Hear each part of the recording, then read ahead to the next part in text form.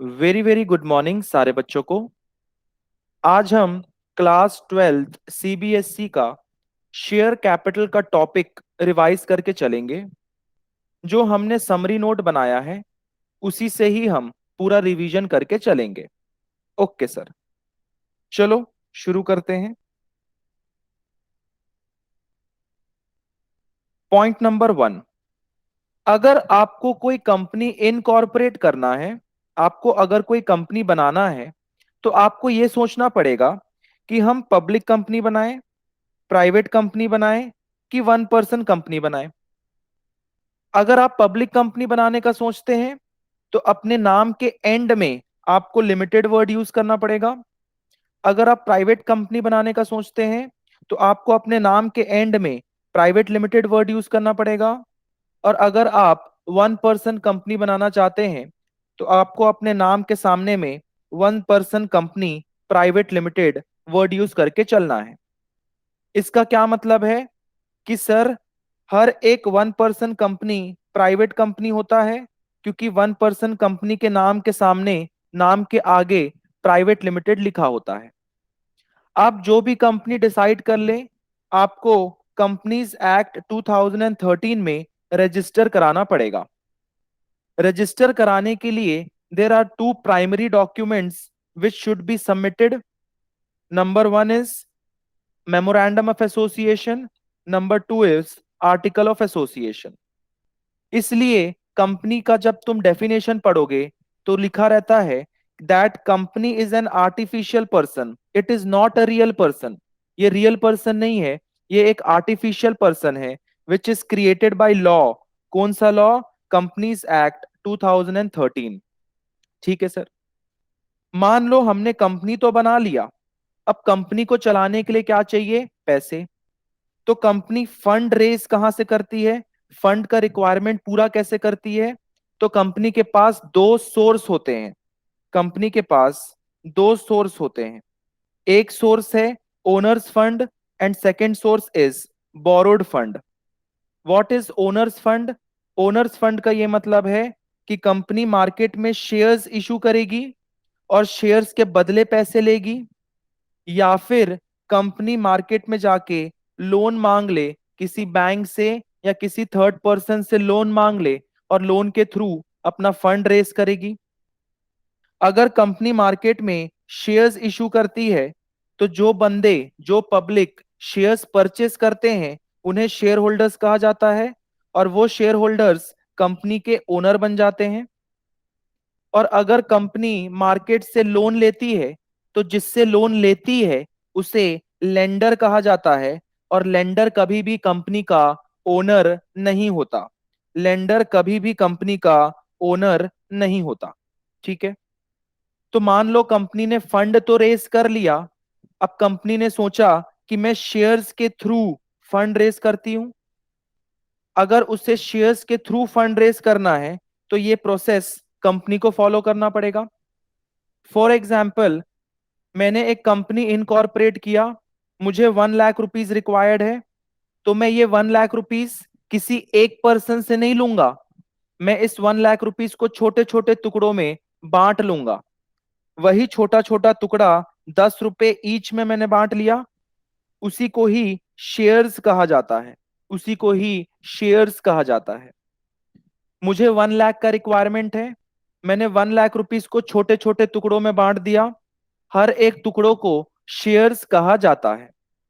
अब company shares के through fund कैसे रेस करती है उसका प्रोसेस देख लेते हैं। सबसे पहले कंपनी को मार्केट में प्रोस्पेक्टस इशू करना पड़ता है। प्रोस्पेक्टस में कंपनी के पूरा ब्यौरा दिया होता है, कंपनी का विजन, कंपनी का मिशन पूरा उसमें लिखा हुआ होता है। पब्लिक उस प्रोस्पेक्टस को पढ़ती है, कुछ पब्लिक उस पे इंटरेस्टेड रहती है तो एप्लीकेशन मनी कंपनी को दे दिया जाता है। पब्लिक एप्लीकेशन मनी कंपनी को देती है, मतलब कंपनी एप्लीकेशन मनी रिसीव करती है। फिर कंपनी उन शेयर होल्डर्स को, उन पब्लिक को वेरीफाई करती है और उनको शेयर्स अलॉट कर लेती है। जैसे कि मैंने कहा कि शेयर्स को हम छोटे छोटे टुकड़ों में बांट देते हैं, और हर एक टुकड़ा 10 रुपए का होता है। ऐसा कंपनी इसलिए करता है ताकि एक पुअर पर्सन भी उस कंपनी का शेयर्स खरीद सके एंड एक रिच पर्सन भी कंपनी का शेयर्स खरीद सके। अब ये 10 रुपए को कंपनी एक बार में नहीं मंगाती, ये 10 रुपए को कंपनी इंस्टॉलमेंट में मंगा के चलती है, इंस्टॉलमेंट में। तो एप्लीकेशन में मान लो 2 रुपया मंगा लिया, फिर कंपनी अलॉटमेंट का पैसा मंगाती है, अलॉटमेंट का कॉल करती है।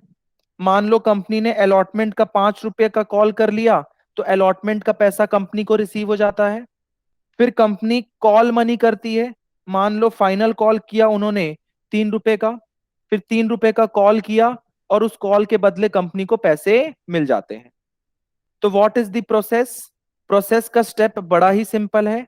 पहले प्रोस्पेक्टस इशू होगा, फिर पब्लिक से एप्लीकेशन मनी रिसीव होगा, फिर वो एप्लीकेशन मनी के अगेंस्ट शेयर्स इशू किए जाएंगे, फिर कंपनी अलॉटमेंट मनी मंगाएगी, फिर अलॉटमेंट मनी के अगेंस्ट पैसे कंपनी को रिसीव होंगे, फिर कंपनी फर्स्ट कॉल मनी मंगाएगी, फिर फर्स्ट कॉल मनी के अगेंस्ट कंपनी को पैसे रिसीव होके चलेंगे। ठीक है सर। अब दिक्कत यह है कि अगर मान लो कंपनी ने सोच ही लिया है कि मुझे मार्केट में शेयर्स इशू करने हैं, तो शेयर्स दो वैरायटी के होते हैं, एक होता है equity shares and second is preference shares. अब दोनों में से कौन सा वैरायटी मार्केट में इशू करें, तो मैं तुमको दोनों वैरायटी के बीच का डिफरेंस बता देता हूं। इक्विटी शेयर्स वाले ओनर कहलाते हैं कंपनी के, वो हर एक मीटिंग में पार्टिसिपेट कर सकते हैं क्योंकि वो तो ओनर हैं। उनको कोई भी फिक्स्ड डिविडेंड नहीं मिलता, कोई भी फिक्स्ड इंटरेस्ट नहीं मिलता इक्विटी वालों को। प्रेफरेंस वालों को क्या होता है, प्रेफरेंस वाले पार्टिसिपेट नहीं कर पाते हर एक मीटिंग पे, उनको लेकिन फिक्स्ड रेट ऑफ इंटरेस्ट मिलता है।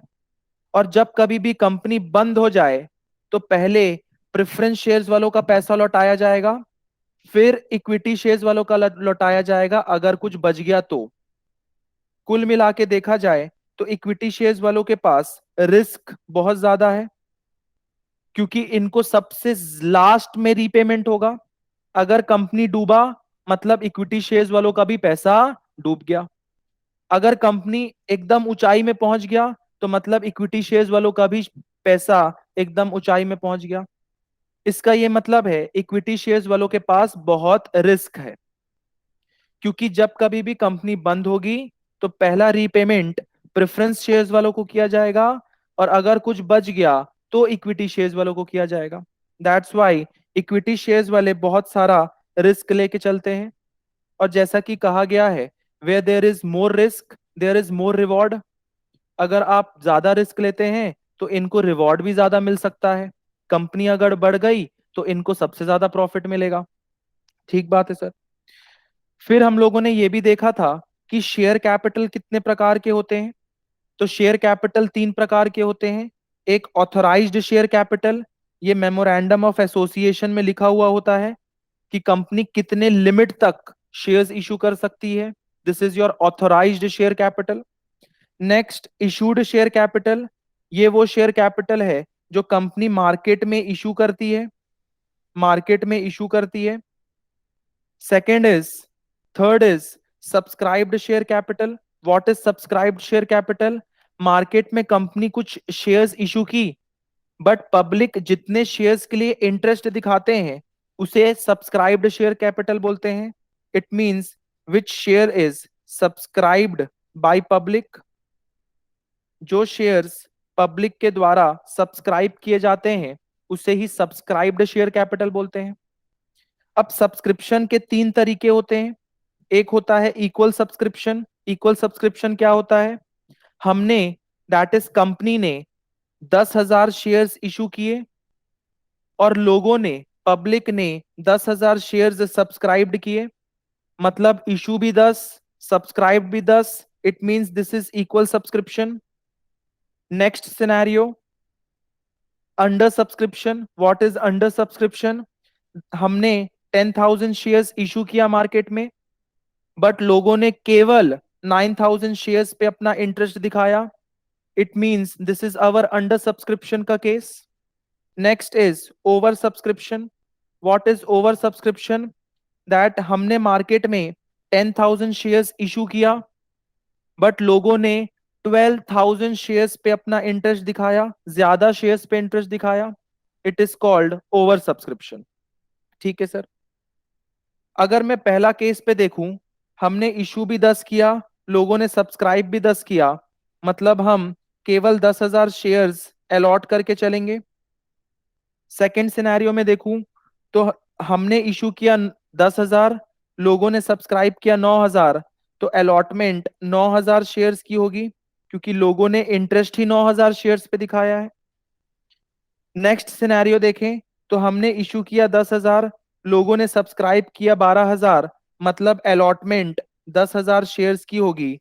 दैट इज जितना हमारा दायरा है, जितना हमारा इशूड शेयर्स है। ठीक है sir. This is my type of subscription. Market में तुम एक नाम और देखोगे, that is called minimum subscription.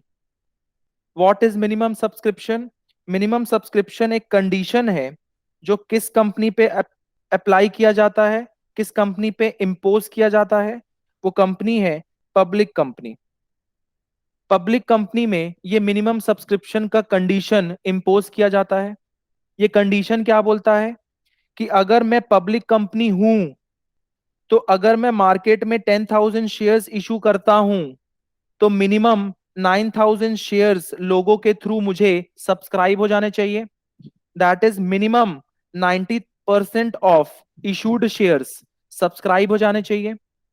अगर लोग 90% नहीं सब्सक्राइब करते, 89% लोग भी सब्सक्राइब करते हैं, या 89.99% लोग भी सब्सक्राइब करते हैं, मतलब मैंने मिनिमम सब्सक्रिप्शन का क्राइटेरिया फुलफिल नहीं किया। अगर मैं मिनिमम सब्सक्रिप्शन का क्राइटेरिया फुलफिल नहीं करता हूं, मतलब मैं पब्लिक कंपनी बनाने लायक नहीं हूं, मुझे बाकी बचे शेयर होल्डर्स का पैसा रिटर्न करना पड़ेगा, because I cannot make a public company, क्योंकि मैंने मिनिमम सब्सक्रिप्शन का क्राइटेरिया फुलफिल नहीं किया। तो मिनिमम सब्सक्रिप्शन का क्राइटेरिया यही बोलता है, अगर आप पब्लिक कंपनी है तो minimum at least at least 90% of the issued shares लोगों के थ्रू सब्सक्राइब हो जाने चाहिए। Okay sir. Next next scenario is calls in arrears. What is calls in arrears? Calls in arrears का मतलब होता है सर, अगर मान लो कोई डिफॉल्टर पैदा हो जाए तो। डिफॉल्टर मतलब मैं अलॉटमेंट का पैसा मंगा रहा हूं शेयर होल्डर से, बट उन्होंने पैसा नहीं दिया। मैं फर्स्ट कॉल का पैसा मंगा रहा हूं, उन्होंने पैसा नहीं दिया। मैं सेकंड कॉल का पैसा मंगा रहा हूं, उन्होंने पैसा नहीं दिया, मतलब दे आर डिफॉल्टर्स। और डिफॉल्टर्स को हम हमेशा जर्नल एंट्री में डेबिट करके चलते हैं, कॉल्स इन एरियर्स को हमेशा डेबिट करके चलते हैं। कौन सी एंट्री में डेबिट करते हैं? रिसीविंग एंट्री में डेबिट करके चलते हैं। रिसीविंग एंट्री में डेबिट करके चलते हैं। अगर उन्होंने मुझे पैसा नहीं दिया, इसका ये मतलब है मुझे उनसे इंटरेस्ट लेना है, तो इंटरेस्ट का रेट स्पेसिफाइड है। इंटरेस्ट का रेट 10% मिनिमम होना चाहिए। आप 10% मिनिमम इंटरेस्ट उनसे लेके चलेंगे, उससे कम नहीं ले सकते। अगर आप चाहते हो कि मैं 9% इंटरेस्ट रेट लूं, then you cannot take 9%, because this 10% is minimum. आप 10 से ज्यादा ले सकते हो, बट 10 से कम नहीं ले सकते। This is minimum rate prescribed bye table F. Next scenario is calls in advance. What is calls in advance? कोई कोई शेयर होल्डर्स एडवांस में पैसे पे कर जाते हैं, मतलब मैंने केवल उनसे अलॉटमेंट का पैसा मांगा, उन्होंने फर्स्ट कॉल और सेकंड कॉल का पैसा भी अलॉटमेंट के साथ दे दिया। That is called called in advance. Called in advance is always credited. ये हमेशा क्रेडिट किया जाता है। कौन सी एंट्री में क्रेडिट किया जाएगा? रिसीविंग एंट्री में क्रेडिट किया जाएगा। और क्योंकि इन्होंने मुझे पैसा एडवांस में दे दिया, तो मेरा फर्ज बनता है कि मैं इनको इंटरेस्ट दूं। तो मैं इंटरेस्ट कितने परसेंट से दूंगा? 12% मिनिमम। कम से कम 12% दे के चलूंगा। ज्यादा तो दे सकता हूं, बट कम से कम 12% तो देना ही पड़ेगा। और ये कहाँ पे लिखा हुआ है? Table F of companies act 2013। फिर हमारे कुछ कुछ इंपॉर्टेंट टर्म्स हैं, इसके बारे में भी हम डिस्कस कर लेते हैं। पहला टर्म है employee stock option plan. What is employee stock option plan? मान लो मैं एक न्यूली फॉर्म्ड कंपनी हूं, मैं एक न्यूली फॉर्म्ड कंपनी हूं, मैं एक नया नया कंपनी हूं, मैं चाहता हूं कि मुझे पैसे मिले, मेरे कुछ कुछ एम्प्लॉयज भी हैं और मुझे पैसे की जरूरत है, तो मैंने मार्केट में शेयर्स इशू किया। बट जब मैं मार्केट में शेयर्स इशू करता हूं तो मैं सबसे पहले प्रायोरिटी अपने एम्प्लॉयज को दूंगा। मैं अपने एम्प्लॉय को बोलूंगा भाई देख, अगर तुम खरीदना चाहते हो तो पहले तुम खरीद लो, तुम्हारे लिए मैं डिस्काउंटेड प्राइस पे लगा दूंगा, which is less than market price. This scheme is called employee stock option plan. ऐसे स्कीम को एम्प्लॉय स्टॉक ऑप्शन प्लान बोला जाता है, जहां पे हम पहला ऑप्शन, पहला priority whole time directors, officers and employees को देते हैं कि भाई आप अगर खरीदना चाहते हो तो खरीद लो at predetermined price, predetermined price पे, which is less than market price, जो मेरे मार्केट प्राइस से क्या होता है, कम होता है। हम उसे ऑप्शन देते हैं कि खरीदना है तो खरीद लो। Next is my private placement of shares. What is private placement of shares? कि मैं प्राइवेट प्लेसमेंट कर रहा हूं। प्राइवेट प्लेसमेंट मतलब किसी पर्टिकुलर ग्रुप को शेयर्स इशू कर रहा हूं, सेलेक्टेड ग्रुप को शेयर्स इशू कर रहा हूं। ऐसा कौन कर सकते हैं? केवल और केवल private company and unlisted company. Public company नहीं कर सकता। पब्लिक कंपनी जो लिस्टेड है वो नहीं कर सकता। केवल प्राइवेट कंपनी और अनलिस्टेड कंपनी प्राइवेट प्लेसमेंट कर सकते हैं, दैट इज सेलेक्टेड ग्रुप को शेयर्स इशू कर सकते हैं। What is preferential allotment? Preferential allotment होता है कि हम उन्हें शेयर्स इशू कर रहे हैं जो मेरे टॉप लेवल मैनेजमेंट में रहना चाहते हैं, जो स्ट्रैटेजिक डिसीजन लेना चाहते हैं, जो स्ट्रैटेजिक स्टेक होल्ड करना चाहते हैं, मैं उन्हें शेयर्स इशू करना चाहता हूं, that is called preferential allotment. ये शेयर्स किसको किसको इशू किया जाता है? जैसे कि कंपनी को फॉर्म करने वाले प्रमोटर्स, कंपनी को पैसे देने वाले वेंचर कैपिटलिस्ट, कंपनी को पैसे देने वाले bank, that is financial institutions, और कंपनी को खरीदने वाले कोई कोई दूसरी कंपनी जो कंपनी को खरीदना चाहते हैं, ये प्रिफरेंशियल अलॉटमेंट उन्हें किया जाता है। ठीक बात है sir. Next is sweat equity shares. What is sweat equity shares? Sweat equity shares मतलब कि हम अपने एम्प्लॉयज को शेयर्स इशू करेंगे डिस्काउंटेड प्राइस पे। अब तुम बोलोगे सर हमने तो एम्प्लॉय को इशू करने के लिए एक अलग स्कीम बनाया ही था, फिर ये फिर से स्वेट इक्विटी शेयर्स कहां से आ गया? तो मैं तुमको बता दूं, स्वेट इक्विटी शेयर्स तभी इशू किया जाता है जब कंपनी को कम से कम 1 साल हो गया हो स्टार्ट हुए, कंपनी स्टार्ट होके 1 साल हो गया हो, तभी आप स्वेट इक्विटी शेयर्स इशू कर सकते हैं अपने एम्प्लॉय को। लेकिन जो ये एम्प्लॉय स्टॉक ऑप्शन प्लान है, आप न्यूली फॉर्म्ड कंपनी है तो भी आप अपने एम्प्लॉय को ऑप्शन दे सकते हैं खरीदने के लिए एट डिस्काउंटेड प्राइस। ये डिफरेंस है दोनों के बीच में। Next is right issue. What is right issue? मान लो मैं एक कंपनी है, मैंने मार्केट में शेयर्स इशू किया हुआ है, मेरे बहुत सारे शेयर होल्डर्स हैं, अब मैं चाहता हूं कि फिर से मुझे पैसे चाहिए, फिर से मुझे पैसे रेज करने हैं, तो मैंने मार्केट में फर्दर इशू किया। फर्दर जब मैं इशू करूंगा तब मैं अपने एग्जिस्टिंग शेयर होल्डर्स को ऑप्शन दूंगा, not employees, existing share holders. मैं अपने एग्जिस्टिंग शेयर होल्डर्स को ऑप्शन दूंगा कि भाई आप डिस्काउंटेड प्राइस में खरीदना चाहते हो कि नहीं खरीदना चाहते हो, क्योंकि मुझे और पैसे की जरूरत है और मैं मार्केट में शेयर्स और इशू करने वाला हूं। तो पहले मैं अपने एग्जिस्टिंग शेयर होल्डर्स को ऑप्शन दूंगा कि whether you are interested to purchase my price shares, this is called right issue. और जो मेरे एग्जिस्टिंग शेयर होल्डर्स हैं, मेरे ऑफर को एक्सेप्ट भी कर सकते हैं, रिजेक्ट भी कर सकते हैं और किसी और को ट्रांसफर भी कर सकते हैं, ये उनका ऑप्शन है।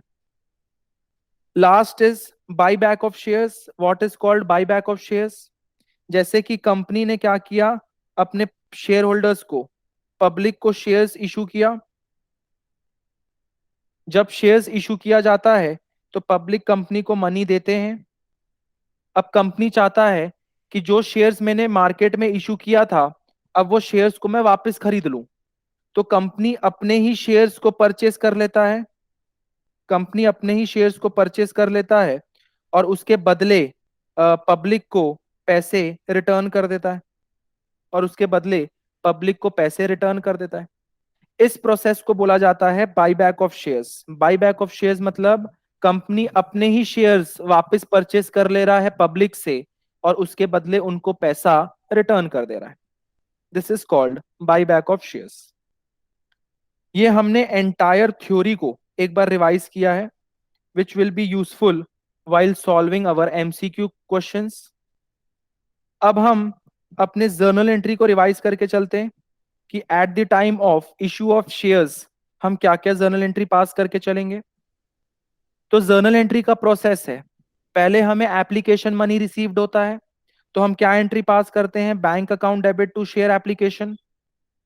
यहाँ पे अमाउंट कैसे लिखते हैं sir, applied number of shares, जितना लोगों ने अप्लाई किया है, into application money including premium, into application money premium को जोड़ के। ठीक है सर। फिर क्या करेंगे हम, सेकेंड एंट्री में शेयर एप्लीकेशन मनी को ट्रांसफर करेंगे शेयर कैपिटल में, सिक्योरिटी प्रीमियम में, शेयर अलॉटमेंट में और बैंक में फॉर रिजेक्शन अगर मुझे रिफंड करना है तो। शेयर कैपिटल में कितना आएगा सर, जितना शेयर्स में अलॉट कर रहा हूं, जरूरी नहीं है कि जितना लोगों ने अप्लाई किया उतना ही मैं अलॉट करूंगा। अलॉटमेंट का कंडीशन मैंने यहां पे तुमको डिस्कस किया था, यहां पे मैंने बताया था in case of equal subscription जितना हम इशू करते हैं उतना ही हम अलॉट कर देते हैं। In case of under subscription जितना लोगों ने सब्सक्राइब किया हम उतना अलॉट करके चले। In case of over subscription जितना हमारा दायरा है, लिमिट है, हम उतना शेयर्स अलॉट करके चलते हैं। It means applied number of shares can be different from allotted number of shares. जब मुझे बैंक में पैसे मिलेंगे पहली एंट्री में, तो मैं अप्लाइड नंबर ऑफ शेयर से मल्टीप्लाई करूंगा, because share holders will pay according to their applied shares. लेकिन जब मैं सेकेंड एंट्री में शेयर कैपिटल में ट्रांसफर करूंगा, तब मैं अलॉटेड नंबर ऑफ शेयर्स को फेस वैल्यू से मल्टीप्लाई करके चलूंगा। हमेशा शेयर कैपिटल मल्टीप्लाई होता है अलॉटेड नंबर ऑफ शेयर्स से। सिक्योरिटी प्रीमियम को हम किससे क्रेडिट करेंगे, उसको भी हम अलॉटेड नंबर ऑफ शेयर्स, जितना हमने अलॉट किया है उतने शेयर्स को प्रीमियम के अमाउंट से मल्टीप्लाई करूंगा। Share allotment that is pro rata adjustment. Pro rata adjustment में मैं कितने शेयर्स का करूंगा सर, जितना भी मैं प्रो राटा एडजस्टमेंट करना चाहता हूं उसको मैं एप्लीकेशन के प्राइस से मल्टीप्लाई करूंगा। This is also called surplus. इसे सरप्लस मनी कहा जाता है, which will be adjusted with allotment money. Next, bank में मैं कितना क्रेडिट करूंगा सर, जितना शेयर्स मैं रिजेक्ट करना चाहता हूं उस शेयर्स को मल्टीप्लाई करूंगा एप्लीकेशन मनी के साथ। एप्लीकेशन मनी वो वाला पैसा इंक्लूडिंग प्रीमियम, उससे मैं मल्टीप्लाई करके उन्हें रिजेक्ट कर दूंगा। जितना उन्होंने यहाँ पे पे किया फर्स्ट एंट्री में उतना मैं उनको रिजेक्ट कर दिया। Okay sir. शेयर अलॉटमेंट की क्या एंट्री पास करूंगा, शेयर अलॉटमेंट की सबसे पहली एंट्री ड्यू की एंट्री पास किया जाएगा।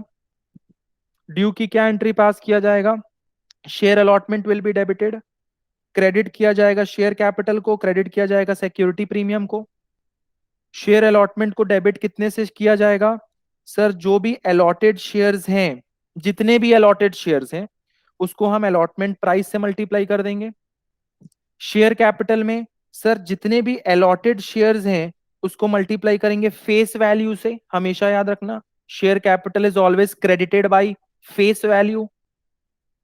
कौन सा फेस वैल्यू सर, अलॉटमेंट का फेस वैल्यू। जो भी अलॉटमेंट का फेस वैल्यू होगा उससे मल्टीप्लाई करेंगे। सिक्योरिटी प्रीमियम कितने से क्रेडिट होगा sir, allotted number of shares को मल्टीप्लाई कर देंगे प्रीमियम का भाव जितना अलॉटमेंट में जुड़ा हुआ है। फिर जब मुझे पैसा रिसीव होगा फोर्थ एंट्री पे, तो रिसीविंग एंट्री क्या पास करूंगा, bank will be debited, calls in arrears will be debited. Calls in arrears किसके लिए? जो मेरे डिफॉल्टर हैं, जो मुझे पैसे नहीं दिए हैं। And share allotment will be credited. यहां पे मैं कैसे कैसे कैलकुलेशन करूंगा? सर, जितने भी अच्छे वाले शेयर होल्डर्स हैं और उन्होंने अलॉटमेंट का प्राइस दे दिया, वो बैंक में आ जाएगा। जितने भी डिफॉल्टर्स हैं जिन्होंने अलॉटमेंट का प्राइस नहीं दिया, वो कॉल्स इन एरियर्स में आ जाएगा। और शेयर अलॉटमेंट में अलॉटमेंट का अमाउंट आएगा। अगर मान लो ओवर सब्सक्रिप्शन का केस है, तो ओवर सब्सक्रिप्शन के केस में कुछ सरप्लस जनरेट होता है। वो सरप्लस को मैं माइनस कर दूंगा जितना मुझे अलॉटमेंट में मिलना चाहिए था। तो सरप्लस को माइनस करना इज मैंडेटरी। ठीक है सर। नेक्स्ट, मैं अपना फर्स्ट कॉल ड्यू करूंगा। फर्स्ट कॉल ड्यू करने की क्या एंट्री होगी? Share first call debit, to share capital to security premium. Same calculation. जितना भी अनफोरफिटेड अलॉटेड शेयर्स हैं, मैंने यहां पे अनफोरफिटेड क्यों लिखा? क्योंकि हो सकता है अलॉटमेंट के तुरंत बाद मैं फोरफीचर कर दूं। अगर अलॉटमेंट के तुरंत बाद मैं फोरफीचर करता हूं, तो जितने भी अनफोरफिटेड अलॉटेड शेयर्स हैं उसको मैं मल्टीप्लाई करूंगा शेयर फर्स्ट कॉल से। शेयर कैपिटल में क्या मल्टीप्लाई होगा? वही unforfeited allotted shares into face value of first call. Premium में क्या आएगा? वही unforfeited allotted shares into premium of first call.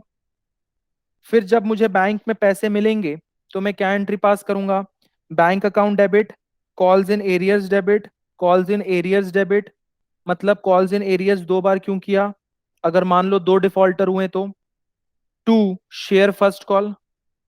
Bank में कितने पैसे आएंगे? जितने अच्छे शेयर होल्डर्स हैं जिन्होंने फर्स्ट कॉल का पैसा दिया, उसको मल्टीप्लाई करूंगा।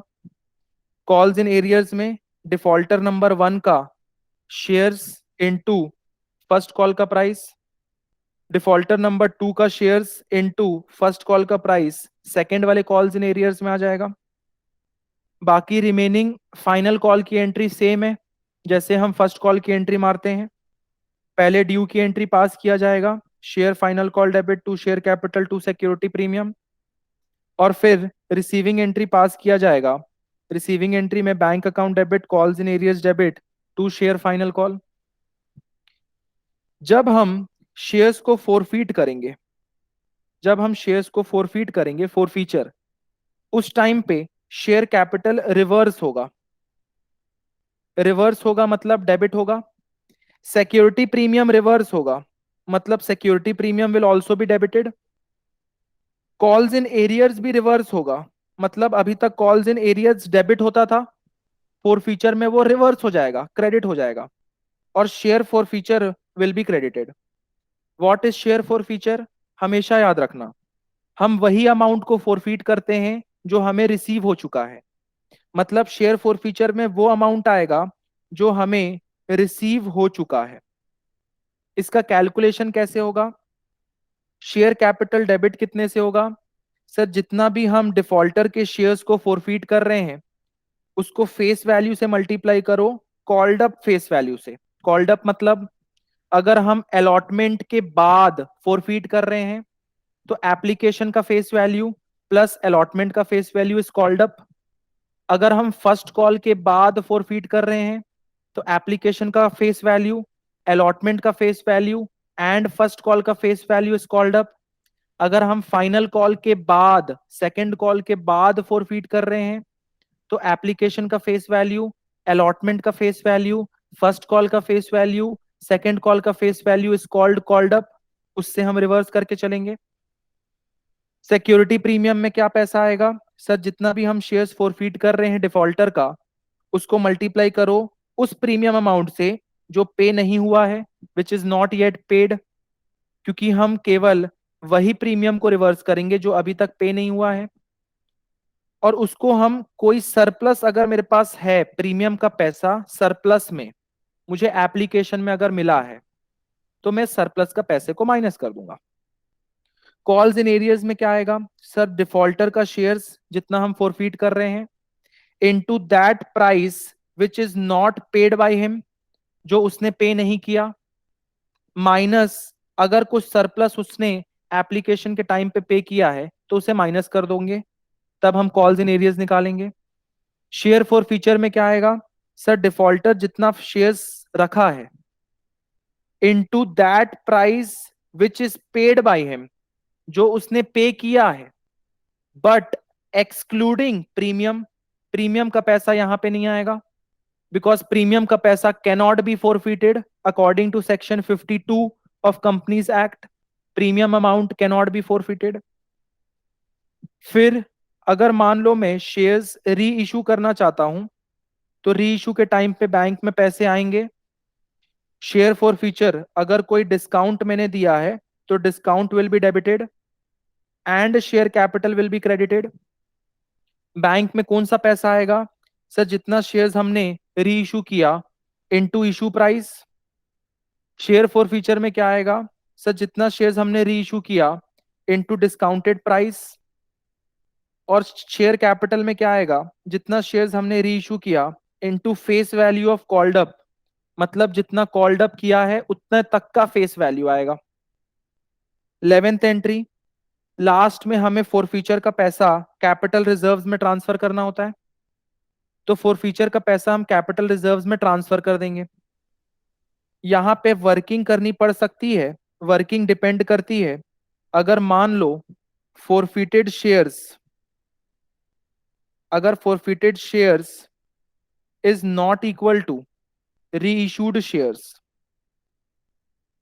जितना शेयर्स हम फॉरफिट कर रहे हैं उतना शेयर्स हम री इशू अगर नहीं कर रहे हैं, तो इसके लिए हमें वर्किंग करनी पड़ेगी कैपिटल रिजर्व्स में कितना ट्रांसफर करना है उसके लिए। तो वर्किंग क्या बोलता है एक बार उसको भी डिस्कस कर लेते हैं। वर्किंग ये बोलता है, in the case of transfer to capital reserves if all the forfeited shares are not reissued, अगर सारे के सारे फॉरफिटेड शेयर्स री इशू नहीं हुए हैं तब हमें ये वर्किंग करनी पड़ेगी। पहले तो चेक करो कि हमने शेयर्स फॉरफिट कितना किया, तो इन टोटल हमने 1100 का शेयर्स फॉरफिट किया। फिर ये चेक करो कि हमने री इशू कितना किया, तो इन टोटल हमने 700 के शेयर्स री इशू किए। मिस्टर एक्स का हमने 500 शेयर्स फॉरफिट किया, जिसमें पूरा का पूरा 500 शेयर्स हमने री इशू कर दिया। अगर पूरा शेयर्स मिस्टर एक्स का री इशू हो गया है तो उसका पूरा का पूरा फॉरफीचर का बैलेंस हम ले लेंगे। मिस्टर वाई का हमने 600 शेयर्स फॉरफिट किया, उसमें से हम केवल 200 शेयर्स मिस्टर वाई का री इशू कर रहे हैं, इसलिए हम लोगों को प्रपोर्शनेट करना पड़ेगा। तो 2400 मान के चलो फॉरफीचर का अगर बैलेंस है, तो दिस 2400 बिलोंग्स टू 600 शेयर्स, तो 200 शेयर्स को कितना बिलोंग करेगा? 800। यूनिटरी मेथड लगा दिया मैंने, दोनों को प्लस कर दिया, तो मेरे पास फॉरफीचर का बैलेंस कितना है? 1800। ये 1800 में से मैं माइनस कर दूंगा उतना पैसा जितना मैंने री इशू करते टाइम यूटिलाइज कर लिया डिस्काउंट दे के। री इशू करते टाइम डिस्काउंट दे के मैंने कितना यूटिलाइज कर लिया? 800। तो जो बचा हुआ पैसा है 1000, ये मेरा कैपिटल रिजर्व्स में ट्रांसफर हो जाएगा। ये कैलकुलेशन तभी करना है when forfeited number of shares is not equal to reissued number of shares. ठीक सर। तो ये हमने एंटायर जर्नल एंट्री को भी रिवाइज किया कि क्या क्या जर्नल एंट्री अपने को पास करना है, एंड जर्नल एंट्री के सामने में हमको क्या क्या अमाउंट लिखना है उसके बारे में भी हमने रिवाइज कर लिया। It is a revision, it is not a conceptual class, it is a revisionary class. अब कुछ कुछ ऑब्जर्वेशन है उसके बारे में भी डिस्कस कर लेते हैं। What is our observation? कि सर शेयर कैपिटल में कौन सा अमाउंट आएगा, हमेशा याद रखना अलॉटेड, इसका मतलब होता है अलॉटेड शेयर्स। इसका मतलब अलॉटेड शेयर्स क्या होता है, क्यों होता है? मान लो हमने इशू किया और लोगों ने सब्सक्राइब किया, इन दोनों में जो भी कम है, इशूड एंड सब्सक्राइब्ड, दोनों में जो भी कम है, that is called allotted shares.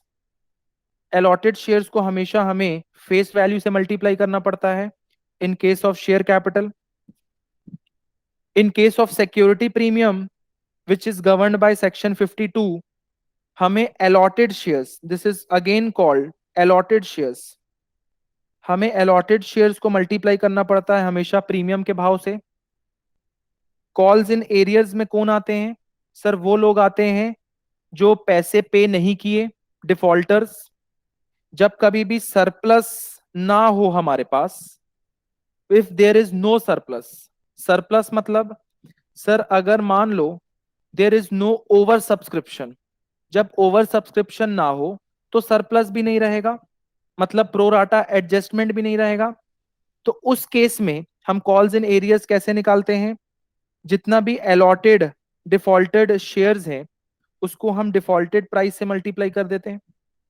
अब तुम बोलोगे सर अगर सरप्लस रहा तो, इफ सरप्लस इज यस, अगर सरप्लस रहा तो तब हम कॉल्स इन एरियर्स कैसे कैलकुलेट करते हैं?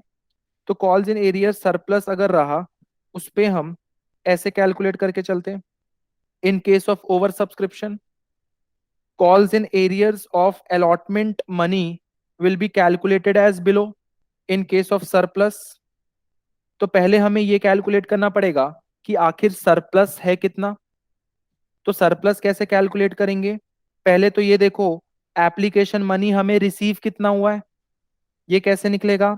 अप्लाइड माइनस एप्लीकेशन प्राइस, उसको माइनस करो application money to be received, कितना मिलना चाहिए था उससे, ये कैसे निकलेगा?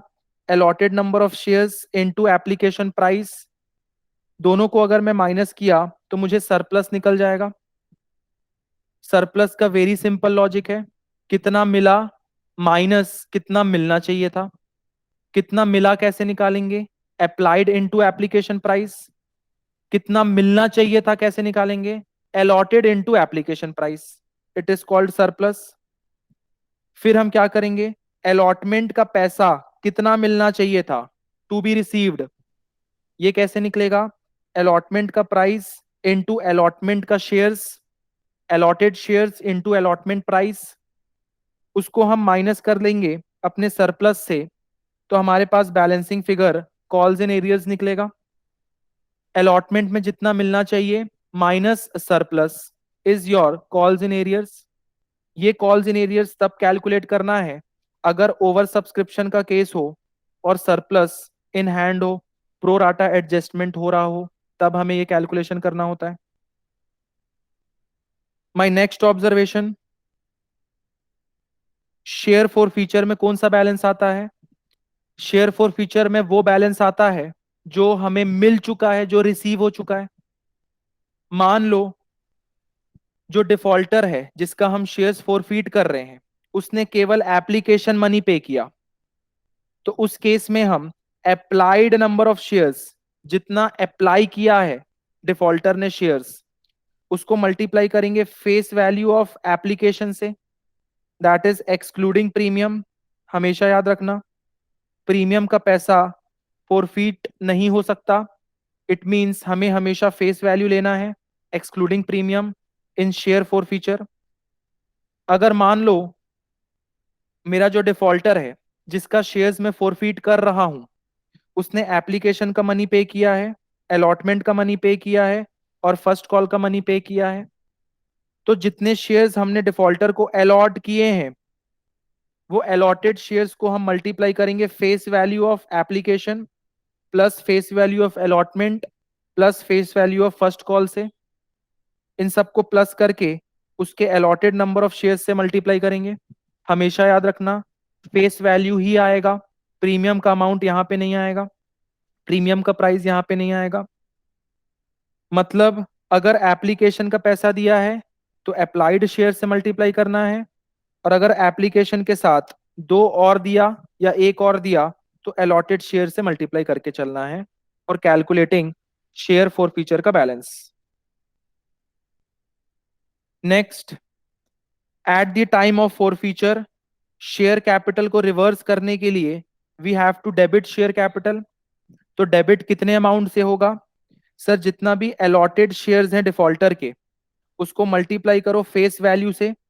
कब तक का फेस वैल्यू? कॉल्ड अप तक का फेस वैल्यू। ठीक है सर। अगर हमें सिक्योरिटी प्रीमियम को फोरफीट करना है, रिवर्सल करना है, तो उसे भी हमें डेबिट करना पड़ेगा। ये डेबिट कब होगा? जब प्रीमियम का पैसा नॉट रिसीव्ड हो, that is not paid by the share holders हो, तभी हम फोरफीट कर सकते हैं, तभी हमें रिवर्स करना पड़ेगा। इसका कैलकुलेशन क्या होगा? सर, जितना भी अलॉटेड नंबर ऑफ शेयर्स हैं डिफॉल्टर का, जिसे हम फोरफीट कर रहे हैं, उसे मल्टीप्लाई करो प्रीमियम के भाव से जो कि पे नहीं किया गया है, और माइनस कर लो अगर कोई एक्स्ट्रा प्रीमियम का पैसा उसने पहले पे किया है तो उससे, दैट इज एप्लीकेशन के टाइम पे अगर उसने कुछ एक्स्ट्रा प्रीमियम का पैसा पे कर दिया है तो उसे माइनस कर दो, कोई दिक्कत नहीं है। नेक्स्ट, शेयर कैपिटल एट री इशू। री इशू के टाइम पे हम शेयर कैपिटल को क्रेडिट करते हैं, तो शेयर कैपिटल को कितने से क्रेडिट करेंगे? सर, जितना भी री इशूड शेयर्स है उसको मल्टीप्लाई करेंगे face value of called up, जितना हम कॉल्ड अप कर रहे हैं उससे।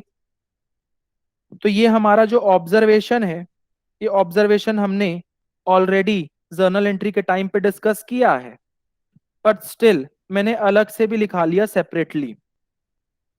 नेक्स्ट, कुछ कुछ नोट्स है जिसके बारे में हमें डिस्कस करना है, that is note number 1, security premium once received. एक बार अगर सिक्योरिटी प्रीमियम का पैसा मिल जाए, इट कैनॉट बी फॉरफिटेड। मैंने पहले भी तुमको कहा कि फॉरफीचर में कभी भी प्रीमियम नहीं आता, शेयर फॉरफीचर के अमाउंट में कभी भी प्रीमियम नहीं आता। इट मींस फॉरफीचर का balance is excluding premium. In another words, premium का पैसा कभी भी फॉरफीट नहीं किया जा सकता। Next, if forfeiture is done after allotment. अगर फॉरफीचर आफ्टर अलॉटमेंट हम करते हैं, मतलब अलॉटमेंट के बाद ही हम फॉरफीचर कर लेते हैं, तो सब्सीक्वेंट कॉल, सब्सीक्वेंट कॉल मतलब अलॉटमेंट के बाद क्या आता है? First call, final call. Subsequent call will be done after reducing that forfeited shares.